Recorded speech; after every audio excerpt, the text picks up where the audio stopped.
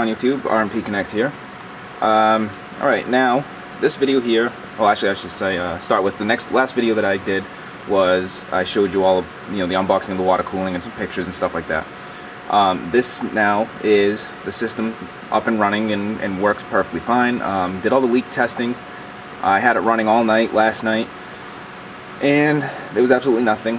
So far no problems, everything seems to run really good. Now, alright, well that is it for the unboxing on the XSPC Raza water cooling kit. And I will take some pictures and show you some snapshots of the progress of how it's going. So, alright guys, that's it, and I will see you later.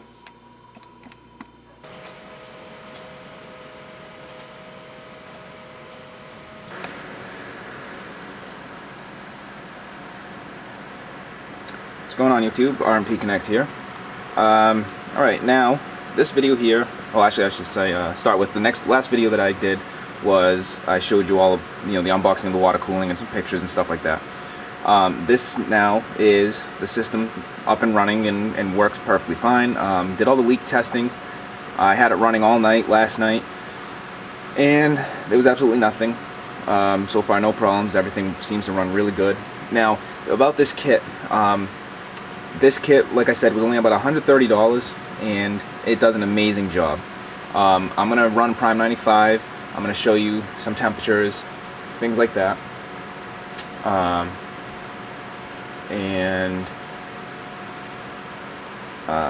Basically I just wanted to explain how and why things are kind of set up the way they are in this system.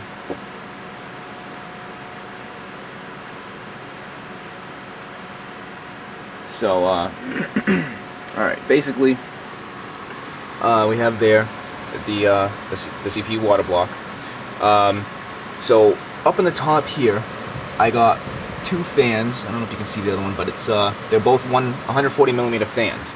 And I wanted to put the radiator up on the top, but I couldn't, because right there are my memory, and because this being a mid-tower case, where the radiator was going to sit up top, was not going to allow any extra fans to be put on there.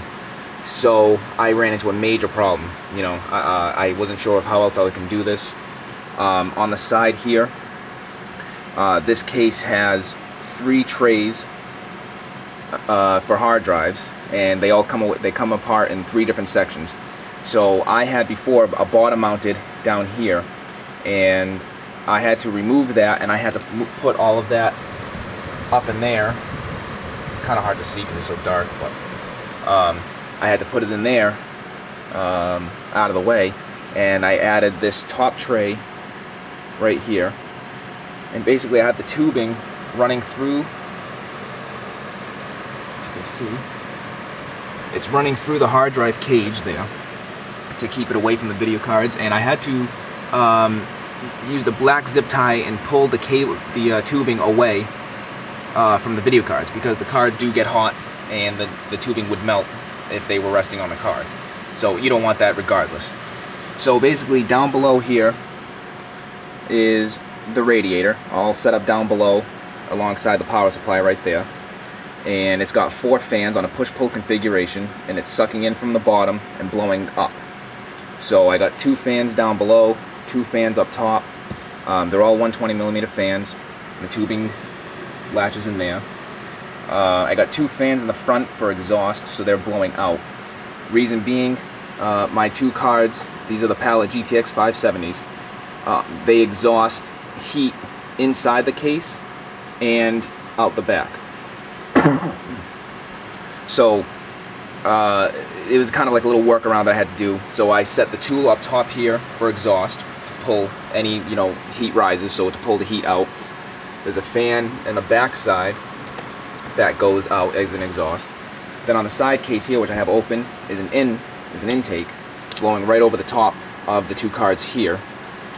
And then, like I said, on the bottom with the radiator, it's pulling up and blowing into the case, which is kind of feeding air into the cards and so on and so forth.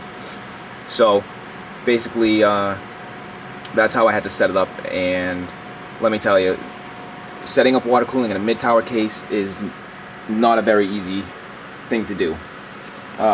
It required a lot of work. I had to rewire absolutely everything, and it just wasn't fun.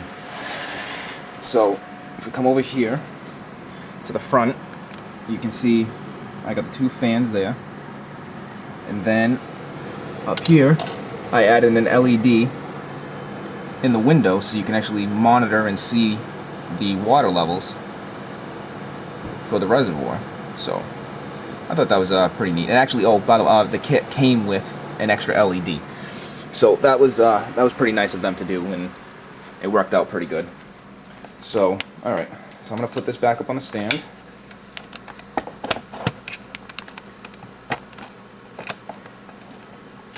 Move it in a little bit here. All right, so now we're gonna do some temperatures and readings. Okay, so let's just see here.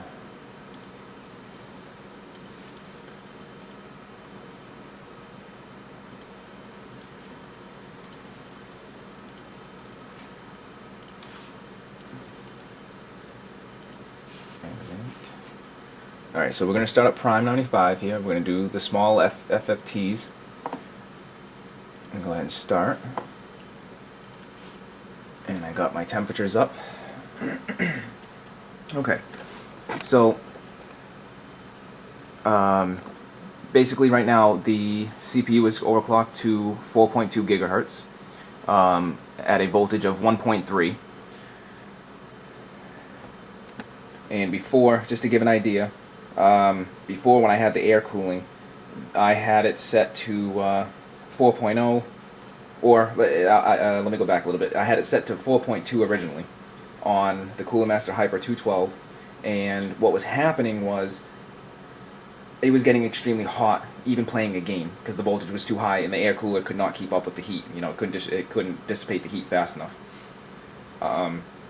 So what I had to do was I had to lower the clocks down to about 3.8. Actually, I had it down to 4.0 for a little while, and it was still getting too hot. And we're coming into summertime now, so the heat's just going to get worse. So I had dropped it down to 3.8 for a while, and the temperatures were manageable. They were fine. But when I had this at 4.2 gigahertz, running Prime 95 at this voltage, I used to easily hit within a matter of seconds 90 degrees, easily, no problem. So if we look here, you know, Prime 95 is running. Okay, I know it's only on the first test because I just started it. But we'll go over here to the temperatures and just give you an idea. So right now the temperatures are sitting at 66, 63, 65, 61. You know, I mean, these temperatures are unbelievable compared to what I was running before. This is not the best water cooling system on the planet. It is not a custom water system, so you know, I'm not going to get the absolute best performance. However, for $130 for a water cooling system that comes complete with everything, came with the fittings, the reservoir, the pump, the tubing, the barbs, I mean absolutely everything, came with everything, the radiator, all the fans, you know, you can't go wrong with this, and especially if you're on a budget, things like that. I mean, it came with about 2 meters, which I think is like 6 feet of tubing. So I mean, it was just a phenomenal case to have, system to actually get and use. It was extremely simple. You know, this is my first real water cooling system, and you know, I did the best I could with what I had to work with. You know, I was in this mid-tower case, and I ran into a lot of problems, but I managed. You know, I had to rearrange a bunch of things, hard drive cages, all sorts of things back and forth. And for what it is, I mean, these temperatures are awesome. I mean, you know, I mean, this is from 90 degrees to, what is it, 68 now? I mean, it's just, it's unbelievable. I mean, it's, you know, it's a 22 degree drop, you know? I mean, it's pretty good, I think. So, it's just, I don't know, I'm extremely pleased and happy with this. Any of you guys looking to get one of these systems, I'd say go for it. I don't see any reason why you can't and why you shouldn't. If you don't have a lot of money to spend, I mean, a typical water cooling system, it costs a real one. I mean, that could run you $400 or $500 easy, no problem. So, like I said, $130. I got it on FrozenCPU.com, and this is probably one of the best investments yet. I mean, this is awesome, absolutely awesome, and especially coming into summertime, it's going to be it's really going to help. So now we're going up to about 70 degrees, and it keeps, you know, and it's fluctuating. So let's see, we're on what are we on here? We're on test 3.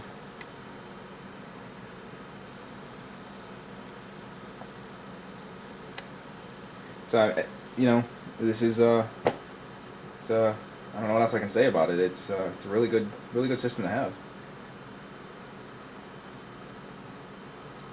I'll let this run. I'll let this run to like test 4 or something like that. I mean, it doesn't need to go much further. It's kind of a waste of your time and everything like that. It's boring. It doesn't do anything. So let's see. So we're on test. All right. So we hit test 4.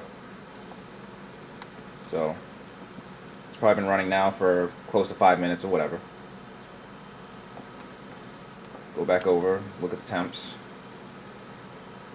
And the temp's not really moving. It's hit 70 a couple of times, but that's it. It's really not going anywhere. You know, maybe if I run it another hour, 2 hours, it might go up another 1, 2 degrees, maybe. You know, so you know,